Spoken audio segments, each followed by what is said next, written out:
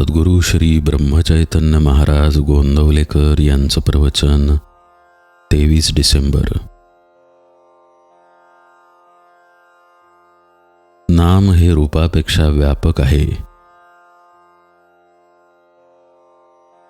समजा मी तुम्हाला प्रश्न विचारला की आनंद म्हणजे काय, तर एखाद्या आनंदी मुलाकडे बोट दाखवून तुम्ही म्हणाल की हे पहा, इथे आनंद आहे.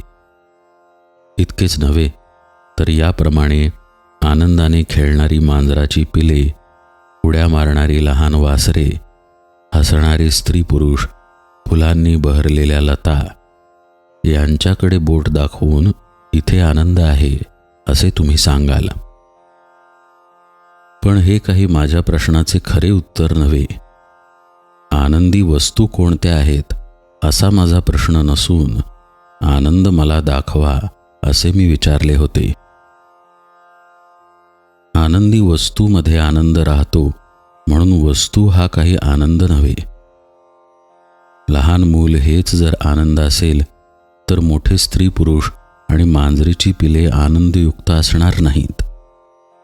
अर्थात आनंद हा एकच असला पाहिजे, कारण सर्व ठिकाणी आढळणाऱ्या आनंदाला एकच शब्द आपण वापरतो. आपण जो माणूस पाहतो तो निराळा असतो, तरी सर्वांना आपण माणसेच म्हणतो, कारण प्रत्येक माणसामध्ये मनुष्यपणा आहे. तो आपल्या इंद्रियांना दिसत नसला तरी मनाने ओळखता येतो आणि त्याचे अस्तित्व मनुष्य या शब्दाने सांगता येते. मनुष्यपणा हा शब्द आहे, हे नाव आहे, म्हणून रूपाला अस्तित्व नामामुळेच आहे. प्रत्येक वस्तूचे बाह्य रूप तिच्या नामामुळे टिकते. आनंदी वस्तू अनेक असल्या तरी त्यांच्यामध्ये राहणारा आनंद एकच असतो. म्हणजे एकच नव्हे तर अनेक रूपे आली आणि गेली तरी नाम आपले शिल्लक राहते. आजपर्यंत या पृथ्वीच्या पाठीवर अगणित स्त्री पुरुष जन्माला आले, जगले आणि मृत्यू पावले, तरी मनुष्यपणा आहे तसाच आहे.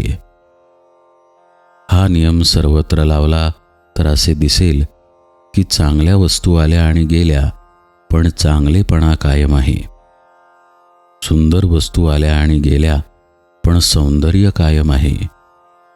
आनंदी वस्तू आल्या आणि गेल्या, पण आनंद कायम आहे.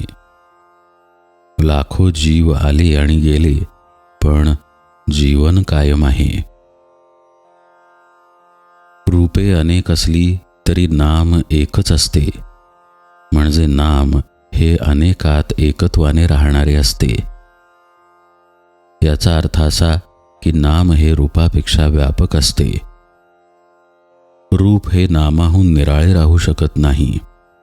नाम हे रूपाला व्यापून पुन्हा शिल्लक उरते.